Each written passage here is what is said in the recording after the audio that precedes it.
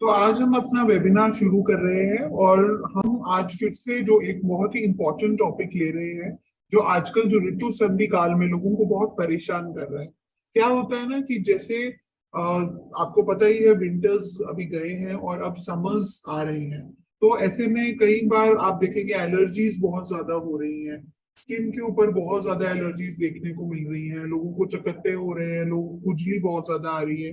Even मैं जो WhatsApp पे जो मैसेजेस ले रही हूँ उसमें भी मैक्सिमम जो प्रॉब्लम्स आ रही है वो स्किन रिलेटेड आ रही है। तो हम लोग स्किन को ही उठाएंगे आज सबसे पहले। तो स्किन को सबसे पहले समझना बहुत जरूरी है। क्यों? क्योंकि हमारा जो स्किन है बेसिकली वो हमारे शरीर की एक नेचुरल प्रोटेक्टिव कवरिंग है। और ये इसे आप जान के आपको मतलब अचंभा भी होगा कि इसे largest organ of the body कहते हैं। और त्वचा जो है बेसिकली हमारे शरीर का बाह्य आवरण तो है ही है। इसे हम एपिडर्मिस कहते हैं। और ये बेसिकली सीधा वातावरण के संपर्क में आता है। मतलब जो भी क्लाइमेट के अंदर चेंजेस हैं उनसे सीधा जो संपर्क है वो हमारे त्वचा का होता है। इसीलिए त्वचा का जो भी रोगाजन वगैरह के खिलाफ शरीर की सुरक्षा में एक बहुत ही महत्वपूर्ण रोल है। और इसके क्या क्या कारण, स्किन क्या करती है आपके लिए? स्किन इंसुलेशन का काम करती है, टेम्परेचर मेंटेन करती है आपके लिए, टच का स्टिमुलस है। विटामिन डी का एब्जॉर्प्शन भी स्किन के थ्रू ही होता है। और स्किन केयर के लिए आयुर्वेदा से अच्छा और कुछ भी नहीं। आयुर्वेदिक औषधियां ना केवल आपकी स्किन को हाइड्रेशन देती है, आपकी स्किन को मॉइस्ट करती है, इवन न्यूट्रिएंट्स की कमी को भी पूरा करती है। तो स्किन का जो रोल है वो आयुर्वेद के अंदर और आयुर्वेद के रिलेटेड प्रोडक्ट्स के अंदर बहुत ही अच्छा माना गया है।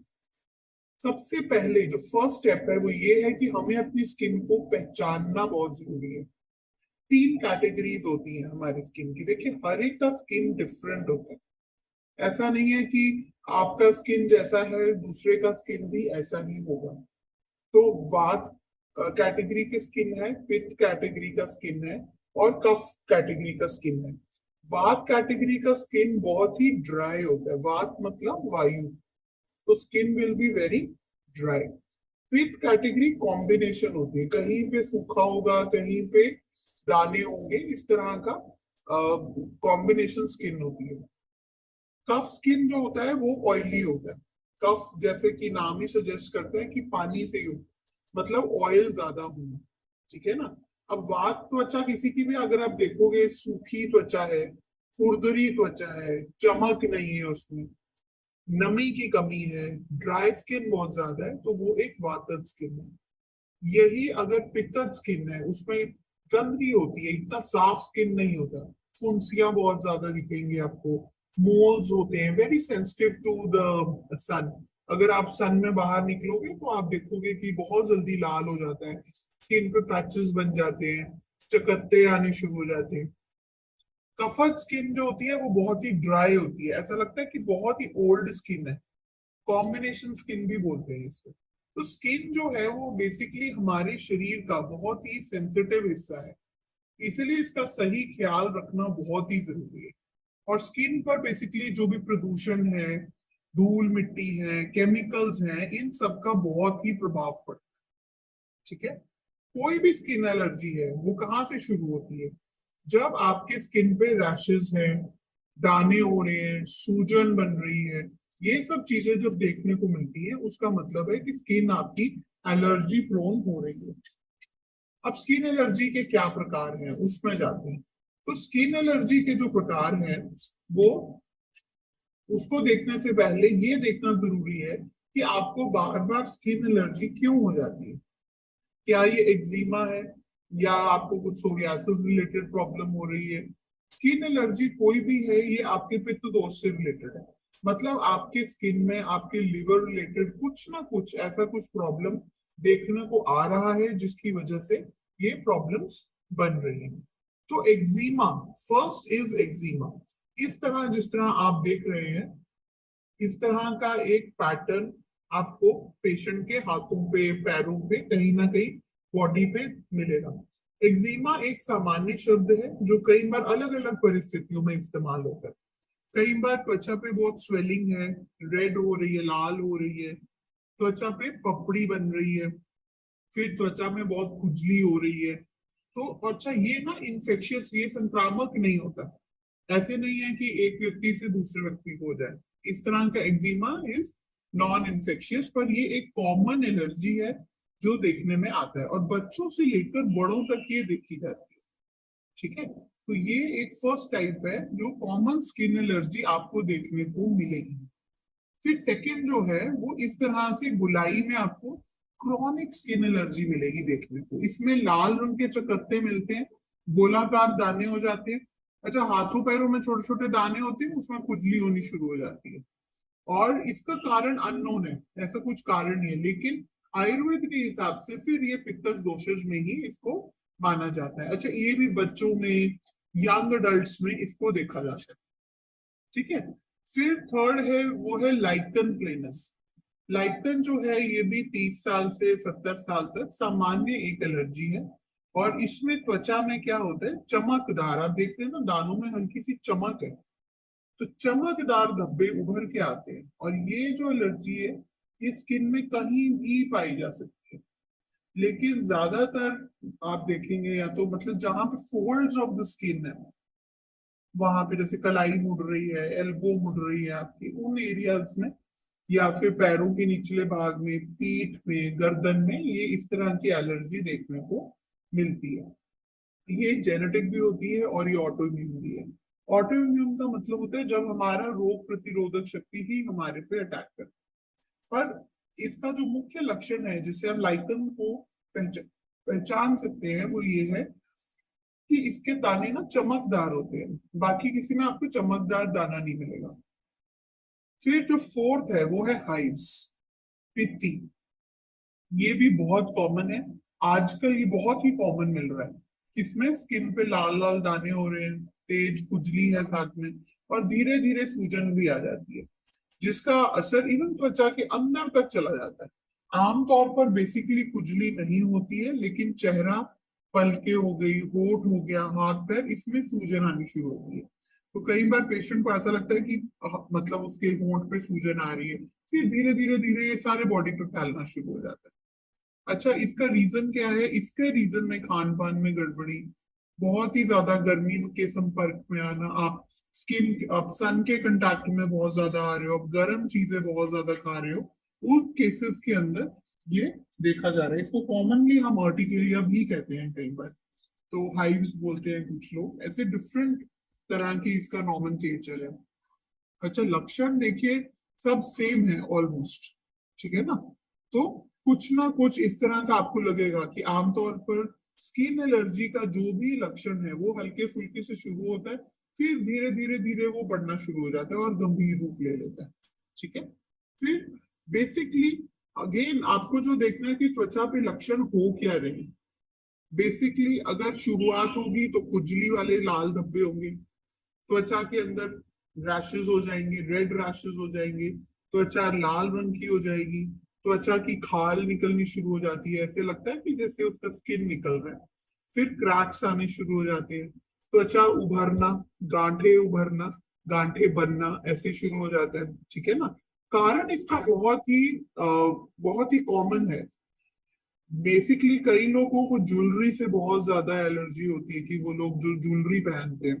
ये चीजें इसलिए इंपॉर्टेंट है कि कई बार हम लोग कारण किसी और चीज में ढूंढते हैं, लेकिन बहुत ही छोटी मोटी किसी ना चीज से ये प्रॉब्लम बननी शुरू हो जाती है। तो निकल एंड गोल्ड ज्वेलरी जो लोग पहनते हैं उनको कई बार एलर्जी होनी शुरू हो जाती है, गर्मियों में बहुत पसीना आने पे। ठीक है ना, तो वो जो ज्वेलरी का जो एक कंटैक्ट है, जो लोग आर्टिफिशियल बहुत ज्यादा पहनते हैं, उसके कंटैक्ट में आके एलर्जीज हो जाती है। परफ्यूम्स कई लोग बहुत यूज करते हैं, स्किन लोशंस में बहुत केमिकल यूजेज है, लाइफस्टाइल इस तरह का है, खाद्य पदार्थ बहुत ज्यादा जंक फूड खाते हैं, तो उन चीजों से जो एलर्जेंस होते हैं वो इस तरह की प्रॉब्लम को क्रिएट हो जाती है। तो इसलिए ये देखना बहुत जरूरी है कि आपका जो कारण है वो क्या है। कारण बहुत ही विशेष है। ठीक है, फिर नेक्स्ट स्किन एलर्जी जो आप देख रहे हैं स्क्रीन पे, इसे बहुत ही कॉमनली सोरियासिस बोला जाता है, क्योंकि एक्जिमा और सोरियासिस बहुत ही कॉमनली पाए जाते हैं इंडिया के अंदर। और लोग बहुत ज्यादा परेशान हैं इससे, क्योंकि इवन एलोपैथिक मेडिसिन में भी इन चीजों का बहुत अच्छा इलाज नहीं है। लेकिन आयुर्वेद इसे जड़ से मिटाने में काफी हेल्प करता है। नो डाउट टाइम लगता है, लेकिन आप एक बार रूट कॉज पे अगर आप काम करेंगे तो डेफिनेटली पेशेंट को फायदा होगा। और सोरियासिस जो है वो त्वचा से जुड़ी एक गंभीर बीमारी है बेसिकली। और हमें पता ही है त्वचा जो है शरीर का एक बहुत ही खूबसूरत अंग है, परंतु क्या होता है जब भी कोई त्वचा का रोग होता है तो उस पेशेंट की रंगत ही खराब हो जाती है। इसीलिए मुहासे हो गए या कुछ भी होता है, इससे सोरियासिस की शुरुआत हो जाती है। त्वचा खराब तो करता ही करता है, ये त्वचा पे जलन भी करता है, फिर पपड़ी की तरह निकलना शुरू हो जाता है। और सोरियासिस जो है ये बेसिकली एक ऑटो इम्यून डिजीज है। Auto immune, again I am repeating, auto immune का मतलब है हम जो रोग प्रतिरोधक शक्ति हमारे शरीर में है जिससे हमें रोगों से बचाव होता है, वही हमारी रोग प्रतिरोधक शक्ति जो है वो हमारे ऊपर अटैक करती है। सो दिस इज व्हाट, ठीक है। अच्छा, उसके बाद क्या है कि अडल्ट्स में ये ज्यादा पाया जाता है, ये आपको बच्चों में इतना देखने में नहीं मिलेगा। और अडल्ट्स में भी कैसे, अडल्ट्स में जिनमें ज्यादातर डायबिटिक है, हार्ट डिजीज है, स्ट्रेस रिलेटेड है, उन लोगों में ये जो प्रॉब्लम है ये ज्यादा देखने में मिलती है। और आयुर्वेद में इसका सबसे मुख्य कारण इम्यून सिस्टम के जो भी चेंजेस हैं उनकी वजह से होता है। शरीर में जब भी हमारा जो सिस्टम है वो वीक होना शुरू होता है तो ये अटैक्स बहुत ही कॉमन हो जाते हैं। तो आपको बेसिकली न्यूट्रिशन का ध्यान रखना बहुत जरूरी है, और आप खाना पीना कैसा खा रहे हैं, आपके खाद्य पदार्थ क्या है, ये बहुत इंपॉर्टेंट है, ठीक है ना। और बैक्टीरियाज का जो पहला हमला है वो बेसिकली हमारे शरीर की त्वचा पर ही होता है। लक्षण सिंपल है, त्वचा पे रेड रैशेस होने शुरू हो जाएंगे, फिर त्वचा के ऊपर मोटी परत बननी शुरू हो जाती है, ठीक है। खुजली होती है उसके ऊपर, व्हाइट कलर की मोटी परत जमनी शुरू हो जाती है, लाल रंग के चकत्ते घुटने कोहनी इन सब एरियाज में पाए जाते हैं। और सोरियासिस जहां कहीं भी होता है वहां पर खुजली तो होती है पेशेंट को, साथ साथ पेशेंट को दर्द भी होना शुरू हो जाता है, पेनफुल होता है ये पेशेंट के लिए। और अच्छा, नाखूनों को भी कई बार अपना ये अफेक्ट करता है, तो आपको इवन नाखूनों से भी पता चल जाता है कि हाँ इस पेशेंट को ये प्रॉब्लम है। त्वचा में बहुत ड्राइनेस आनी शुरू हो जाती है जिसकी वजह से त्वचा में भी आप देखेंगे दरारें पड़नी शुरू हो जाती है, त्वचा में पीलिंग होना शुरू हो जाता है, और त्वचा की चमड़ी भी अलग होनी शुरू हो जाती है। और संक्रामक बीमारी नहीं है ये, अगेन आई एम रिपीटिंग कि इसमें कोई भी संक्रमण नहीं है, पीड़ित व्यक्ति के संपर्क में आने से ये नहीं फैलती। तो इस चीज को बहुत जरूरी है कि आपको ये चीज पता हो। अच्छा, एक और चीज है कि बहुत छोटे छोटे ये मुहासों के रूप में शुरू होती है, और उसमें क्या है कि आपका जो स्किन के जो रोमकूप होते हैं उसमें जो मृत त्वचा कोशिकाएं होती हैं, सीबम होता है, वो तेल से भरा होता है बेसिकली, और किशोर अवस्था में ज्यादा देखा जाता है। तो सामान्यतः जब भी स्किन से निकलने वाले ऑयल का उत्पादन बहुत ही बढ़ जाता है, मतलब जो ऑयल सिक्रीट करने वाले जो हमारे सेल्स हैं वो बहुत ज्यादा ऑयल सिक्रीट करते हैं, तो स्किन सेल्स जो है हमारे उनके फैलाव में कमी आ जाती है। तो उससे क्या होता है, स्किन सेल्स ब्लॉक हो जाते हैं क्योंकि ऑयल बहुत ज्यादा सिक्रीट हो रहा है। तो उससे क्या होता है, ऑयल ब्लॉक हो गया तो ब्लॉक होने से वहीं पर ही वो रुक जाता है बेसिकली। रुकने से, ब्लॉकेज से क्या होता है, रुकने से वहां पे मुहासा बनना शुरू हो जाता है। तो ये ऑयली जो स्किन है, ये बेसिकली जिनकी स्किन ऑयली होती है उनको ये त्वचा ज्यादा परेशान करती है। और ये जो मुहासे हैं ये बेसिकली आपके स्किन के ऊपर मवाद बन जाता है, इसके अंदर पफ बननी शुरू हो जाती है, फिर मवाद के भी छोटे बड़े आकार के ना छोटे छोटे थक्कों के रूप में दिखाई देता है। और ये जो थक्के हैं ये अपना आकार बढ़ना शुरू हो जाता है, फिर ये बाद में स्कार्स छोड़ देते हैं, बहुत ज्यादा चेहरों पे होते हैं। जहां पे भी आपका ऑयल ग्लैंड ज्यादा सक्रिय है, जहां पे भी ऑयल ज्यादा है आपकी बॉडी के अंदर, वहां पे जहां पे भी मतलब तेल ग्रंथि ज्यादा है, वहां पे जैसे चेहरा हो गया, गर्दन हो गया, कंधे और छाती हो गई, पीठ का ऊपर का हिस्सा हो गया, मतलब जहां पे भी आपका ऑयल ग्लैंड ज्यादा है वहां पे इसका जो फैलाव है वो ज्यादा रहता है। और इसमें क्या है, एक और चीज है, इसमें हार्मोन लेवल्स भी देखने पड़ते हैं। आमतौर पर एंड्रोजन नाम का जो हार्मोन होता है उसके वृद्धि के परिणाम स्वरूप भी इस तरह का प्रॉब्लम देखा जाता है। उससे भी तेल का उत्पादन बढ़ने से, मतलब आपके जो ऑयल ग्लैंड्स हैं उनका ज्यादा सिक्रीट करने से, ऑयल ग्लैंड्स में से ऑयल ज्यादा सिक्रीट जब होता है, तब हमारे स्किन पर जो ये पूरा का पूरा शोषण देखने को मिलता है और इरिटेशन बढ़ जाती है इसके अंदर, स्किन इज इरिटेटेड, हमारे छेद अवरुद्ध हो जाते हैं और ये पूरा मुहासे में कन्वर्ट हो जाता है। तो आप देख रहे हैं इसके पीछे कितना साइंस है। तो आपको ये देखना बहुत जरूरी है कि शुरुआत कैसे हो रही है, ताकि हम उसके ऊपर काम कर सके। और इसके प्रकार भी हैं, जैसे ब्लैक हेड्स हो जाते हैं, व्हाइट हेड्स हो जाते हैं, छोटे दानों के रूप में शुरू होता है, फिर कई बार ये अल्सरेशन में भी कन्वर्ट हो जाता है। ठीक है। तो फिर ब्लैक हेड क्या होता है, बेसिकली उसमें आपके स्किन पर जो भी मौजूद ब्लैक हेड्स है वो ब्लैक कलर के दाग की तरह आपको नजर आएगा। जो भी डेड स्किन सेल है वो एक्स्ट्रा ऑयल के कारण, आपका जो भी स्किन सेल और एक्स्ट्रा ऑयल है वो हमारे जो पोर्स होते हैं उनके खुल जाने पर होते हैं। और ये जो पोर्स है उसके अंदर जो ऑयल होता है वो हवा के संपर्क में आने से काला हो जाता है। तो जो ब्लैक हेड है वो देखने को मिलता है। फिर व्हाइट हेड्स भी होते हैं। व्हाइट हेड्स भी तब होते हैं जब आपका जो डेड स्किन सेल है और ऑयल है उससे आपका जो पोर है वो बंद हो जाता है, तो व्हाइट हेड्स हो जाते हैं। ठीक है। फिर छोटे छोटे थक्के होते हैं, देयर आर पैप्यूल्स, छोटे छोटे।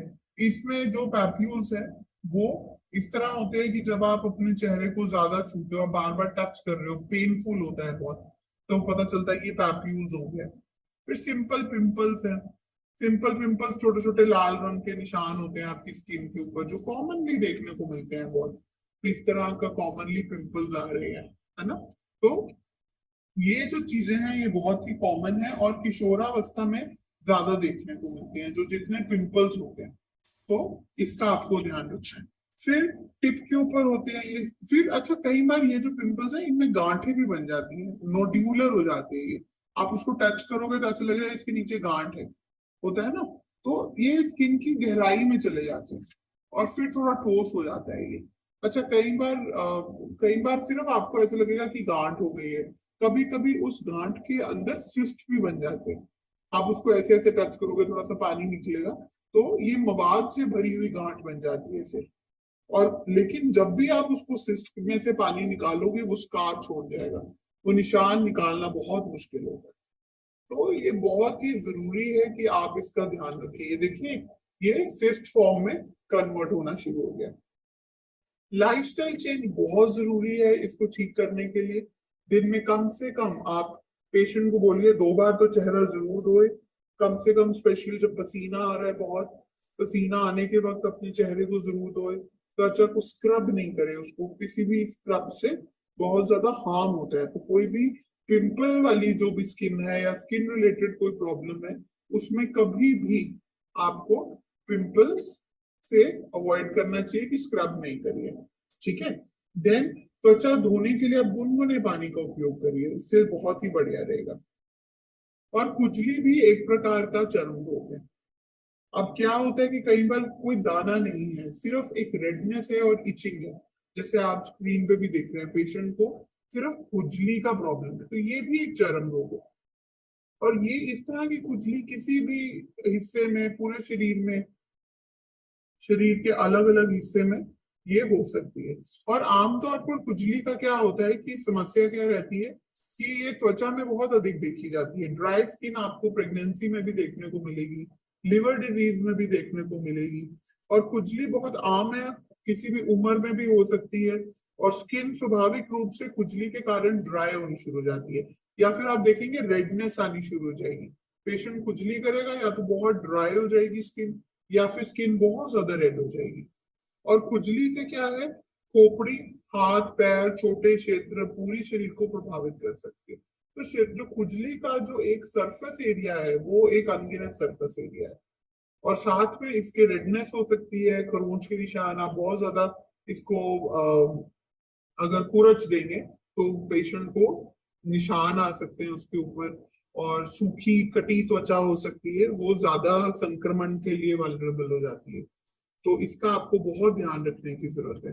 ठीक है, तो स्किन को इस तरह से बहुत ध्यान रखने का जरूरत है। अगर कोई भी स्किन पे, त्वचा पे चकत्ते आ रहे हैं, खरोंच आ रही है, जलन आ रही है या फफोले आ रहे हैं, तो आपको बहुत ध्यान रखने की जरूरत है इसके अंदर। ठीक है ना।